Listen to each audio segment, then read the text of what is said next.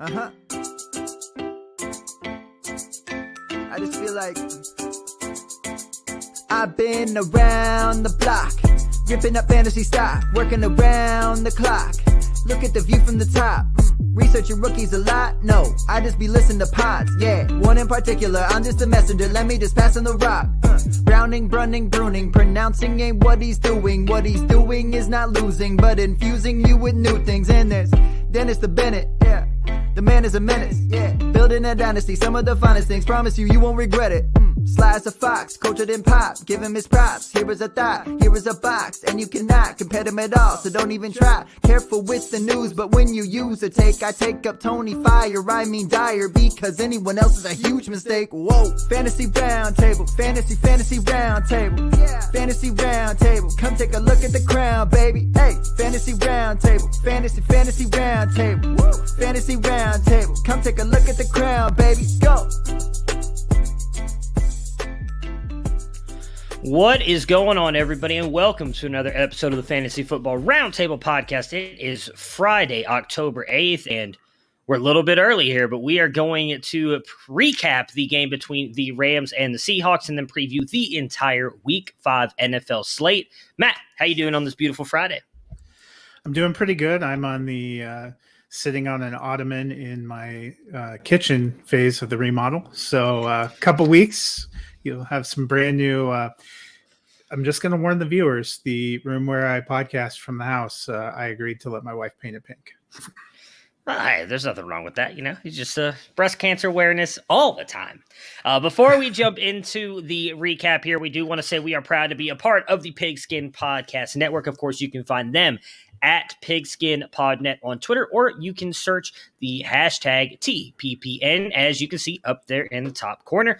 We all tag that. We've got football, baseball, soccer, hockey and soccer both kicking into gear. We got basketball starting up soon. They cover it all. Obviously, we're jumping really deep into the middle of the NFL season as well. Matt, let's talk about that Seahawks and Rams game last night. The Rams win 26-17. Robert Woods snapped back in a big way.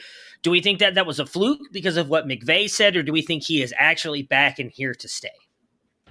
Well, I think they definitely wanted to make a point of getting him the ball. I didn't watch all of that Rams-Arizona game last week, but I understand there was a little bit of bad body language from Robert Woods a couple of times when they finally got him the ball. So, but, you know, they work better when it's both Woods and Kupp. And so I think that'll be better for them long term.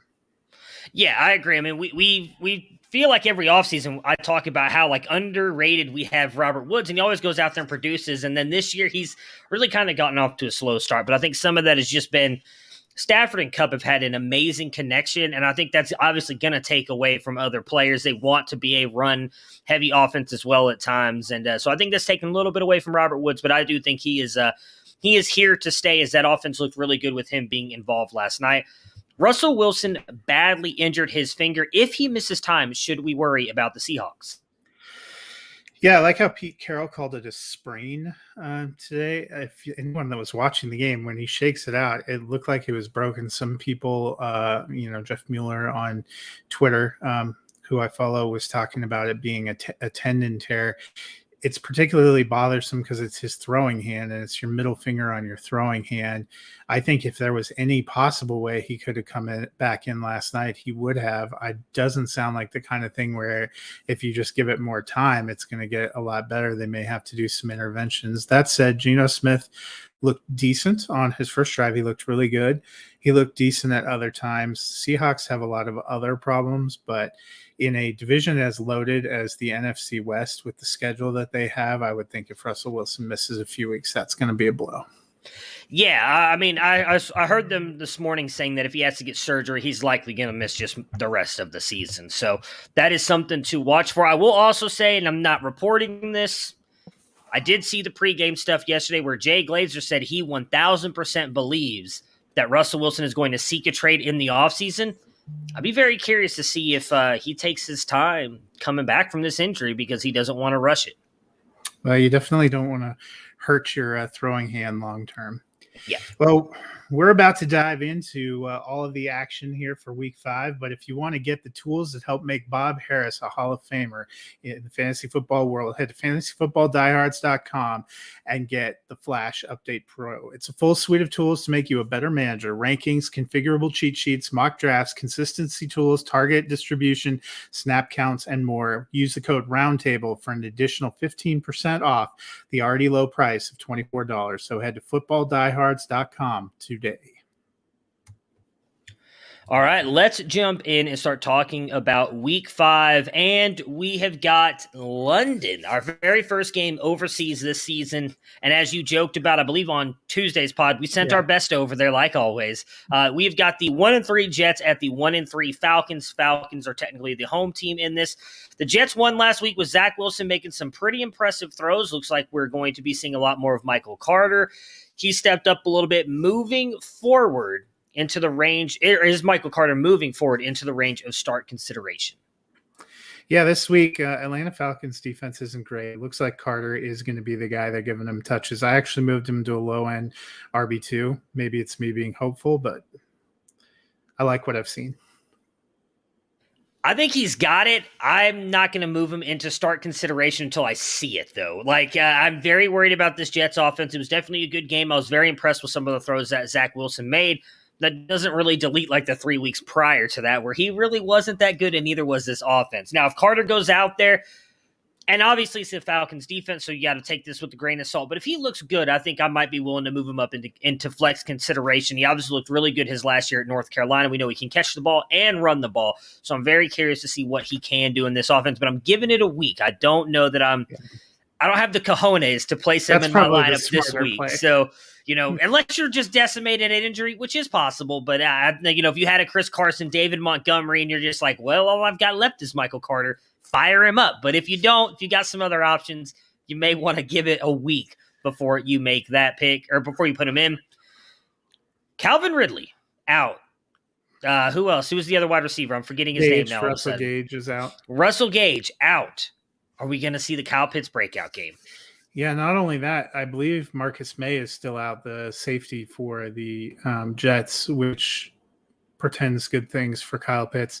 If not now, when they have Cordero Patterson, the god Cordero Patterson. They also have Mike Davis. They have Dennis's favorite, Olamide Zaccheaus. But I think this is the Kyle Pitts week. I want to believe it. I am ranked 5 before Ridley went out. But man, that Jets defense is good against the pass. I'm worried, but I mean they don't have anybody else. I'm really worried that this is going to end up being like the Cordero Patterson 30-something plus fantasy point game because he just gets 20 targets, a rushing touchdown. That's a concern because Jeremy McNichols was the leading receiver for Tennessee last week. Yeah, Cordero's going to smash this week. I hope Kyle Pitts can do something because this is definitely his shot with them being out. I think he gets in the end zone. I'll qualify. I mean, it may not be the huge, but I think he gets in the end zone. I need 100+ yards. I'm doing everything. I need to will this into existence. I got to do everything I can to not have to sing Hail to the Victors at the end of the season. So I need a big game for him. That being said, I think I'm going to lean the Jets to go on what you would call a winning streak by winning 2 in a row. Matt Ryan was my start for the week. I'm taking the Falcons. All right. The 3-1 Green Bay Packers at who thought we'd be saying this, the 3-1 Cincinnati Bengals. What are we doing with Robert Tonyan? We know that tight end is a very fluctuating position, and let's just be honest, it's not great outside of a couple options, but Tonyan has not been great either. I mean, there's always a chance he gets a touchdown, makes your day, but I think he's a low-end tight end too. Right now, I don't even have him in the top 15.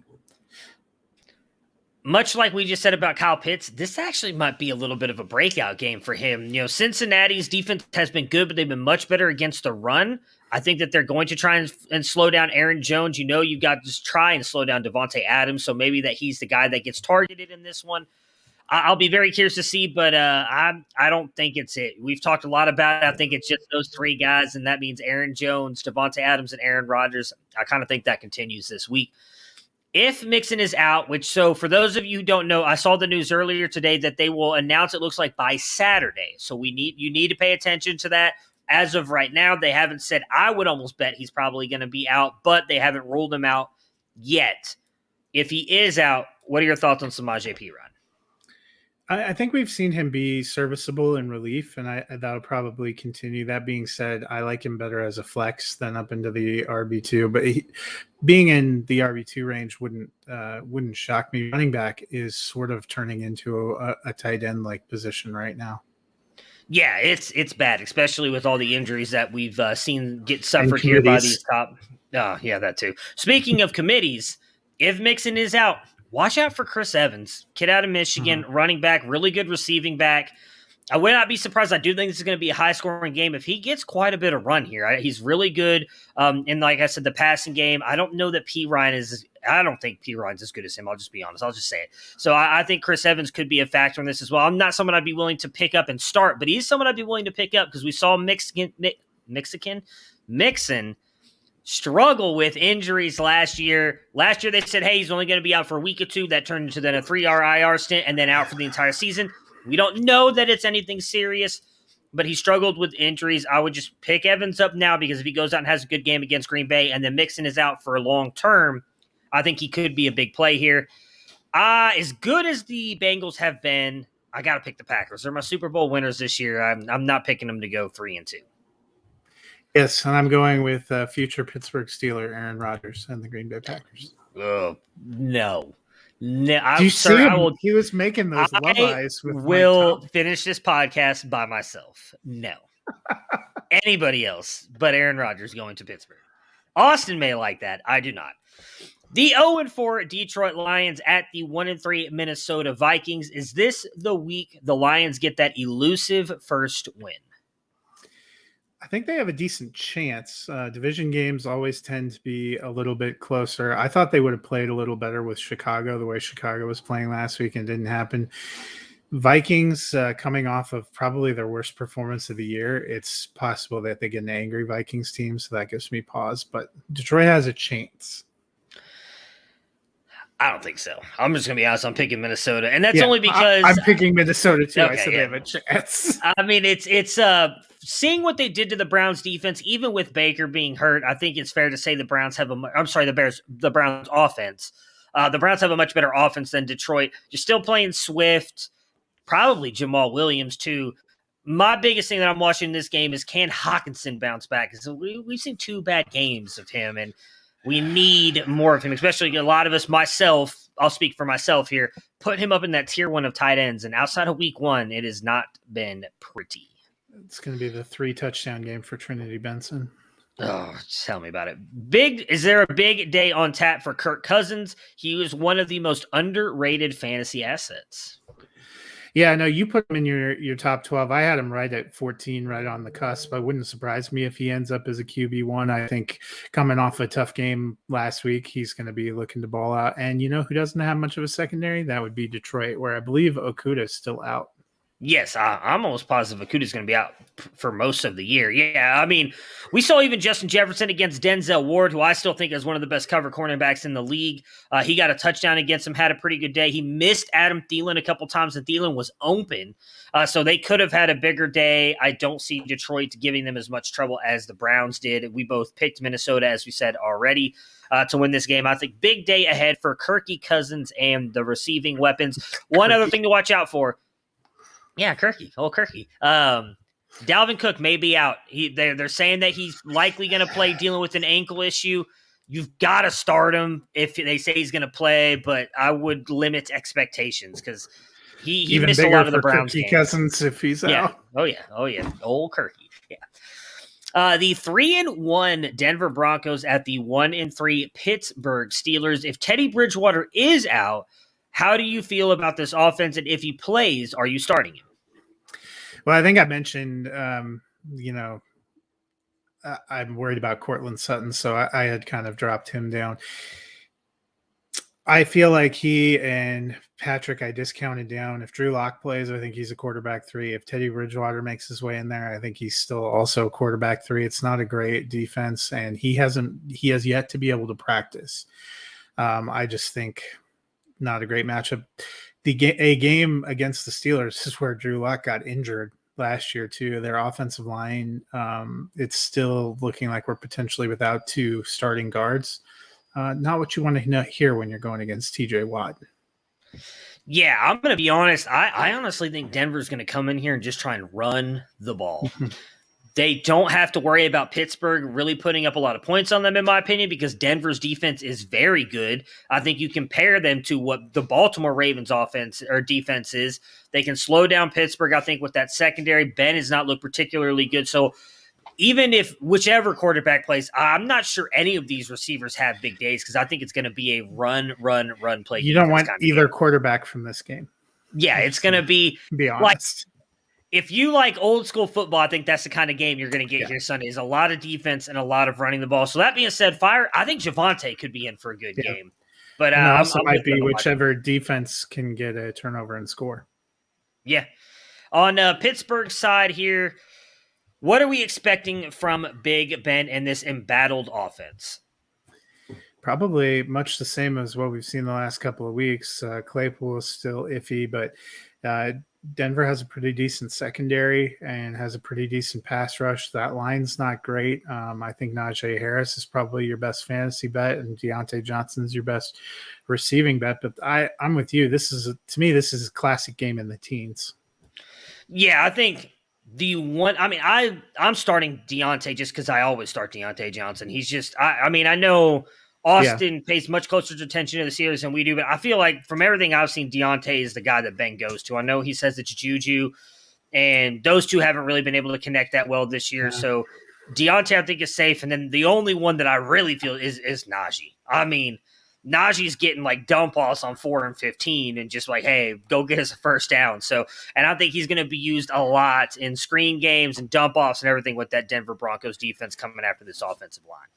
And honestly, with Juju, you get potentially Bryce Callahan or Kareem Jackson in the slot. May not be my choice of targets. Not a great day for him. I'm going to take the Broncos, which is weird to say the Steelers could go to 1-4. I'm taking the Broncos too. Please don't let me down. Big fan, Gio. The 1-3 Miami Dolphins at the 3-1 Tampa Bay Buccaneers. Do you feel comfortable starting any Dolphins player? Potentially, depending on my tight end situation, I might consider Gesicki. But I think he's in the 10 to 15 range, so I don't feel great. And if I had to start a receiver, I'd probably still Waddle. But this is not a great looking offense, and this isn't a particularly great matchup. Yeah, see, I was going to say Parker to this until the news came out that he might not play now. Which is just every single year because he's actually been fairly Preston consistent. Williams rising from the dead. I mean, my goodness. Yeah, I didn't realize how good – I mean, good relative, but Parker's put up like 6 to 10 points every single week, which is consistent, and I was not expecting that. And then I went and looked, and I was like, I might actually start him in a flex, but then, he's hurt. He may not play. I'm just like – So, yeah, I'm with you. Fault. I mean, Waddle – I moved him to one of my flex starting spots, and then immediately announced he was about to die. I appreciate it. I mean, the one thing I will say is in the other league that I was going to start him, it was because I was debating between him and Robert Woods. I'm glad I decided Robert Woods last night. But, yeah. I agree with you on Waddle because even though he hasn't been getting a lot of deep passes, he's got the kind of speed and playmaking ability that he can take anything to the house. So I'm with you on Waddle, especially like you just said, volume. If he gets 8 catches in a PPR, at least you're getting 8 points right there, even if it's only for 20 yards. So he's, I think, going to be the guy that they target a lot here. Leonard Fournette has kind of been the bell cow for the Buccaneers the past couple of weeks. Is he a top 20 back? Yeah, I put him in my top 20. I liked what they were given, carries and stuff. And I know Miami had a good defense last year. They haven't exactly demonstrated that same ability this year. They just let Jonathan Taylor ride roughshod over him. Yeah, I mean, all it took was like Rojo to unfortunately just kind of be the sacrificial lamb there and disappear. And it looks like all of a sudden Leonard Fournette is sort of did it to himself with turnovers. Well, that is efficiency. So he just needs to go to another team. I keep telling him this, and he keeps sticking around with Tampa Bay. Got to get out of there, bud. Isn't he still on his rookie contract? He's just got to get out of that contract. Yeah. He's a star in the making. He's just got to get a shot somewhere. But yeah, I'm with you on Fournette because I think a lot of it. Where I like him even more is the fact that he is so good in the receiving game as well, where I think with Bernard kind of still being a little bit banged up, I think Tom Brady has no issue dumping off to Leonard Fournette. So he should be a pretty good play this week. I mean, I'd love to see Miami win this game, but I don't see any shot. It's Tampa Bay for me. Yeah, Tampa Bay. The 2-2 Saints at the 2-2 Washington football team. Are you starting any Saints players outside of Alvin Kamara? No, I'm not, but I am making a personal plea that Jameis Winston remembers Alvin Kamara's on his team and actually targets him. It's not going to happen. We need to find what fantasy league Jameis Winston plays in and get whoever rosters Alvin Kamara to trade him to Jameis Winston. That way he actually throws him the ball. You think Jameis knows how the computer works? Come on. No, but someone's running one of his teams. We just need to make it happen. Send Jameis Winston's team Alvin Kamara for a kicker. We don't care. We need Alvin Kamara back in fantasy. On the Washington football team side, Taylor Heineke has looked solid. Is he a super flex consideration, and how does the pass offense fare now with Logan Thomas on IR? I shouldn't say rest in peace. He didn't die, but rest in peace to my rosters that have Logan Thomas. I think it's short-term IR, which is what I'm hoping for. No, it's definitely a bummer. Well, at least 3 weeks. We talked about this the other day. I stream tight ends just like you do. And this year I was like, you know what? I'm buying all in at a top tight end. Give me Logan Thomas, baby. So this one's my fault. I take the blame on this one. I cursed Logan Thomas. Just like I cursed Amari Cooper. Drafted him and look at him. He's had like 2 good games. So we know who's not going to be affected is Terry McLaurin, who was incredible last week and who has had great chemistry with Heineke. He is a guy I've moved into low-end quarterback 2 consideration because I think he's been that good. And also Washington's defense has been that bad that they have had to put up points to be in there. Curtis Samuel's back. I expect they'll get him involved. I also think we probably see an uptick for McKissick and, please God, Gibson getting some of those short receptions with them because they don't really have a tight end of note who's going to take the Logan Thomas role. Ricky Seals-Jones, baby. What are you talking about? He scored like back in week 1. I forgot Ricky Seals-Jones is on. It was week 2 against the Giants. Week 2. And now you have made me nervous about anyone else on the team. Thanks for that. I'm really curious to see what Curtis Samuel does. That was kind of my biggest concern with him coming to this team was that Logan Thomas was already kind of established in that short area. Now that Logan Thomas is out for a couple weeks, what can Curtis Samuel do? He struggled. They're just with Carolina being on IR. Samuel did his stint. Now Thomas doing his stint. Let's focus. Let's do that next year when I don't draft Logan Thomas. This year I need Logan Thomas back. But now I forgot what his name is. Turner was the offensive coordinator there in Carolina, and they did not really use Curtis Samuel the way Joe Brady did last year, which is where we saw Curtis Samuel really thrive. So I am very intrigued to see him. Not starting him this week, outside of Gibson and McLaurin. I agree with you on Heineke. Like I'd even be curious as to what McKissick does.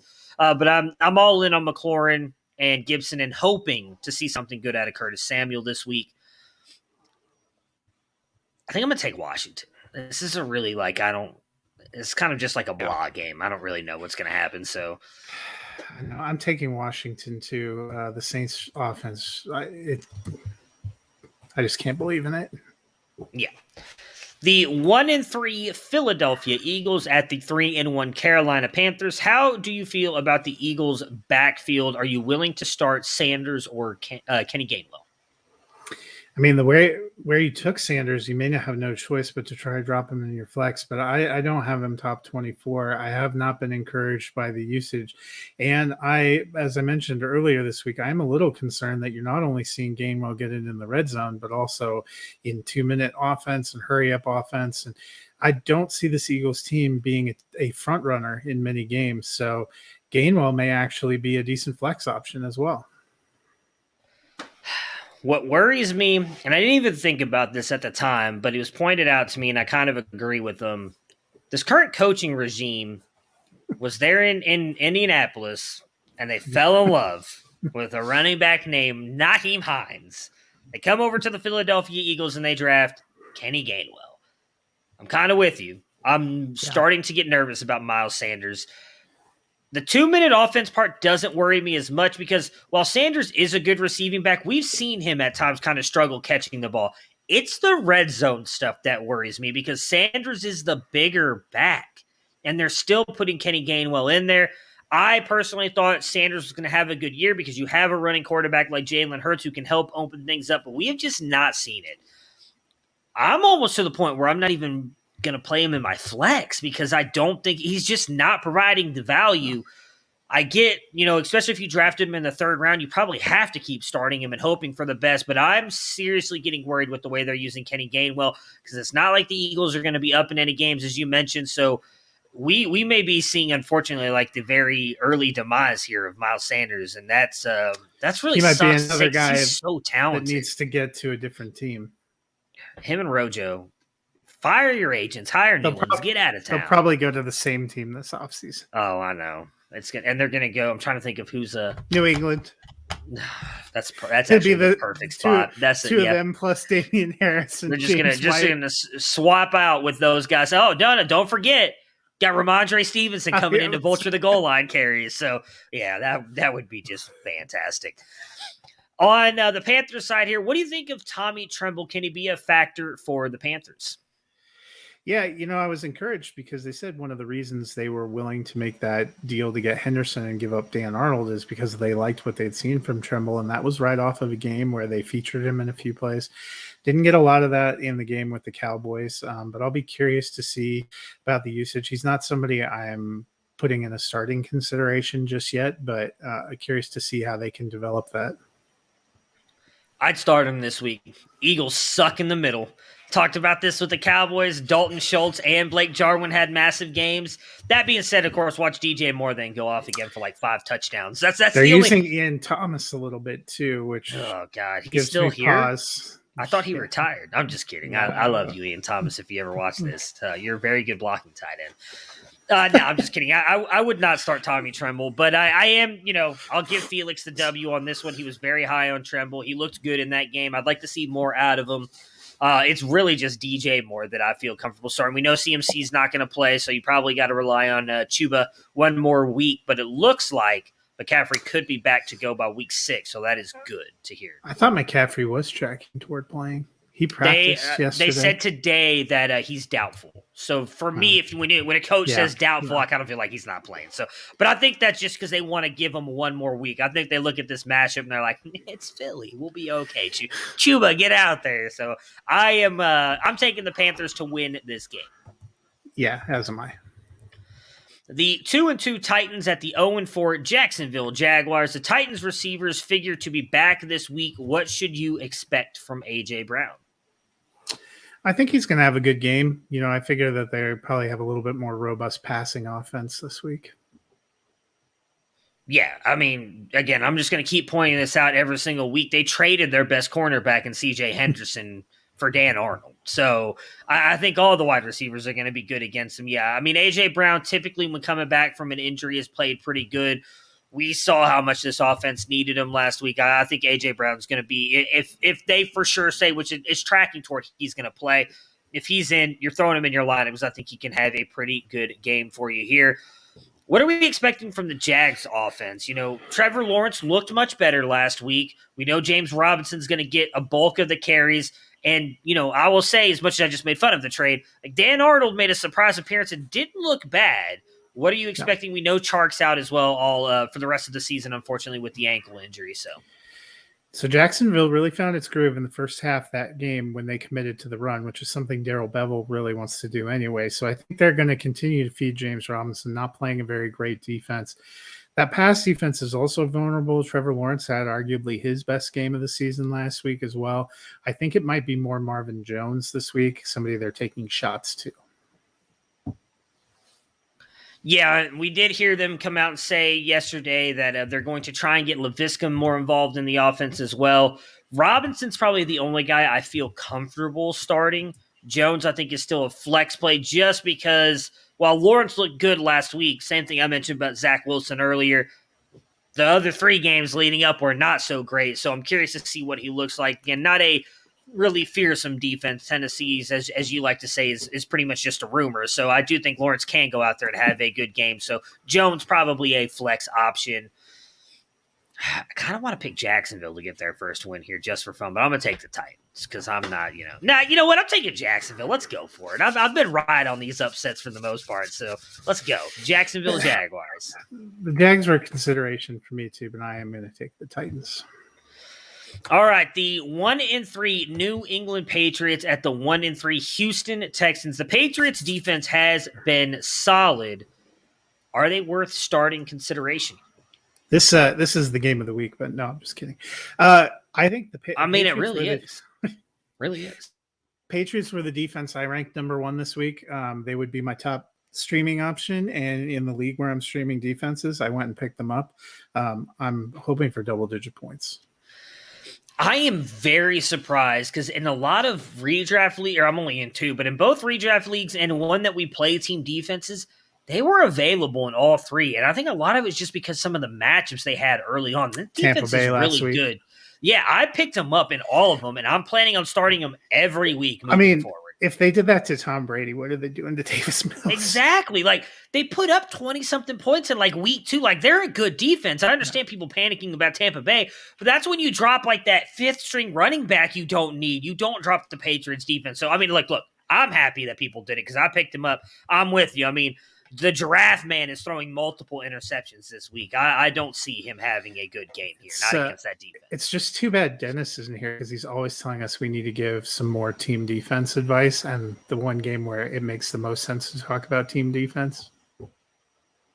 I promise you this is the only time this episode we're talking about team defense. And that's just because there's really nothing else to talk about. Yeah, there's unfortunately nothing else to talk about for the Patriots. And really the Texans outside of Brandon Cooks, right? I'm not even feeling great about Brandon Cooks, but you probably are throwing him in a flex. But no other Texans. You've got to put him in your flex spot. Outside of that, I mean, no. I still can't believe they cut Anthony Miller, though. It seems shocking because they traded for him, and when he came off IR, he had that big first game, and then released him. That's why he had the big first game. They're trying to lose. They're like, "What are you doing? We're not winning. Get out of here." So yeah, it makes sense. Perfect sense. Well. If you want to do more than just win your fantasy league, if you want to pick the game. Oh, we didn't pick the game. You're picking the Texans, right? I'm definitely not. Upset special. Oh, no, I'm taking the Patriots. Now I thought it went without saying that no one was we got to put it on record. Anyway, if you want to do more than win fantasy and you want to win some money, go to DraftKings Sportsbook, an official sports betting partner of the NFL. They have a Week 5 offer that every football fan should jump on. New customers who bet just $1 on any NFL game can win $100 in free bets if either team scores. So as long as you don't bet on the New England Texans game, you should be in good shape. If Sportsbook isn't available in your state yet, DraftKings won't leave you empty-handed. Everyone can play for huge cash prizes all season long with DraftKings daily fantasy sports contests. DraftKings is giving all new customers a free shot at millions of dollars in total prizes with their first deposit. So what are you waiting for? Download the DraftKings Sportsbook app now and use promo code TPPN. Throw down a $1 bet on any NFL game and win $100 in free bets if either team scores. That's promo code TPPN this week at DraftKings Sportsbook, an official sports betting partner of the NFL. You must be 21 or older in New Jersey, Indiana, or Pennsylvania only. New customers only. Minimum $5 deposit and $1 wager required. One per customer. Restrictions apply. See DraftKings.com/sportsbook for details. And as always, if you have a gambling problem, call 1-800-GAMBLER. Yeah, I mean, if you want to throw down a $1 bet on a team scoring, throw it down on the New England Patriots defense because they're going to score probably more than once. Yeah. The Chicago. That's how excited you are about Justin Fields. I cannot wait. The Chicago Bears at the 2-2 Chicago Bears at the 3-1 Las Vegas Raiders. Justin Fields has been named the QB moving forward. How do you think this could change the offense? Hopefully, Bill Lazor coming in helped, definitely. It looked like they were playing a little bit more to his strengths last week. They got dealt a blow with Montgomery being out. Damian Williams looked fine. It's not an incredibly intense matchup with the Raiders. So I think they're going to do some things, move the pocket to try to take advantage of Justin Fields' athletic skills, especially behind a porous offensive line. But I'm hoping they manage to find a way to get Allen Robinson going because it's been a tough season. from your lips to God's ears, my goodness, I loved Allen Robinson. It's not working for him.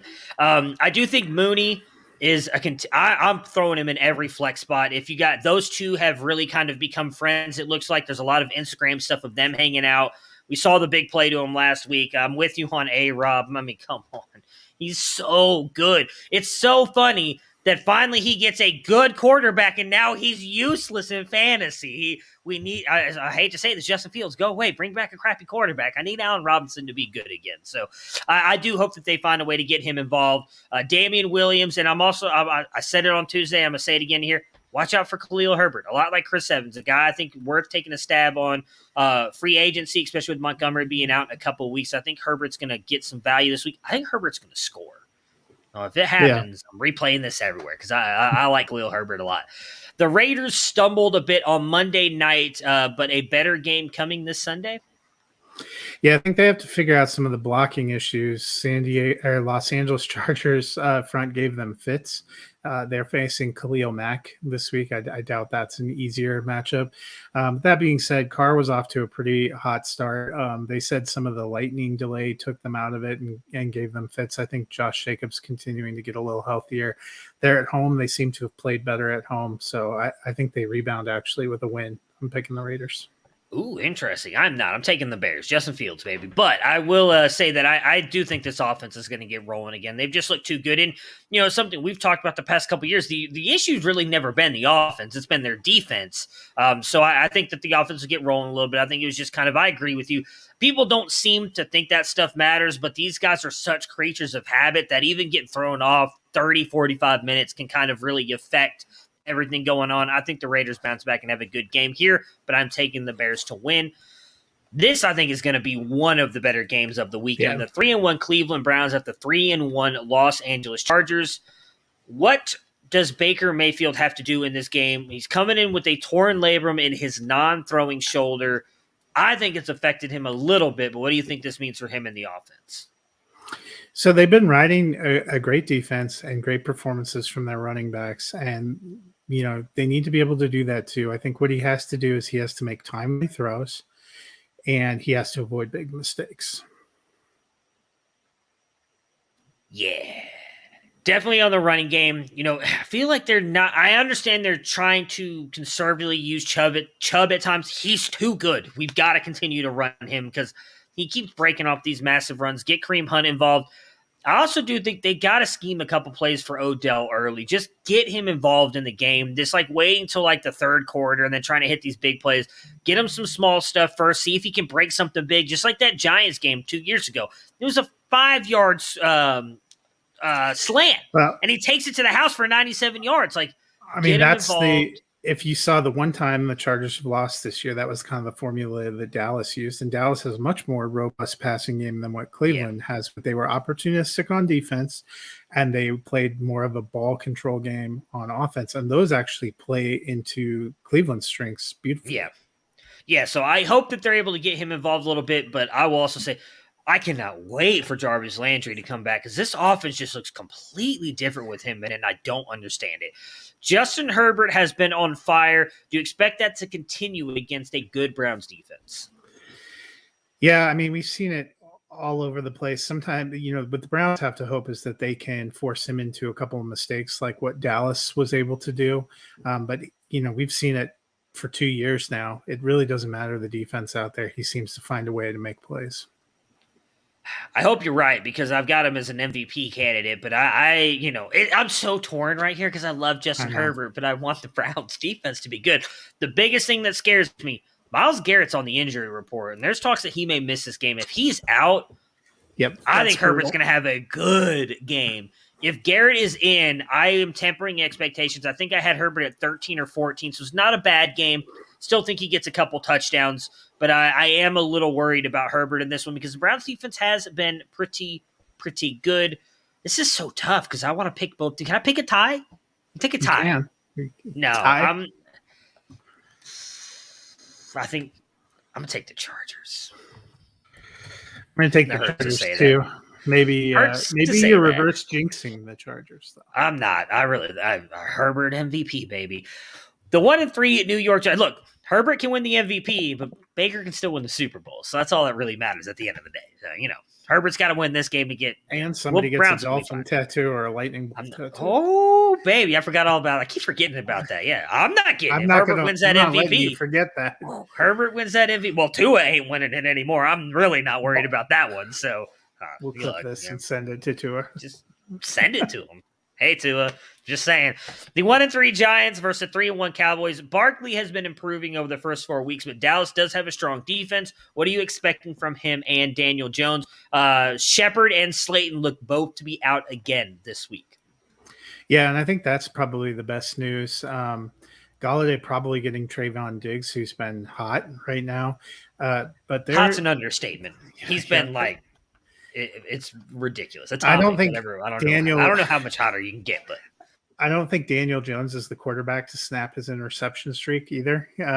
But I think Barkley is at least going to be in RB2 range. I wouldn't be surprised if he's back up in RB1 range. I think he's going to be an RB1 again. Dallas's defense has been phenomenal, but the Saints defense was too against running backs, and we saw he took that wheel route to the house. I think Micah Parsons has transformed this defense. I don't necessarily think Parsons or Leighton Vander Esch can necessarily keep up with Barkley. He gets one good pass. He could take it to the house, but really it's just Barkley. I know Galladay had a really good game last week with both those guys being out. Kadarius Toney looked good. I'd be hesitant to start anybody but Barkley because this Cowboys defense has been really, really good. Maybe Galladay just because on volume. Kyle Rudolph.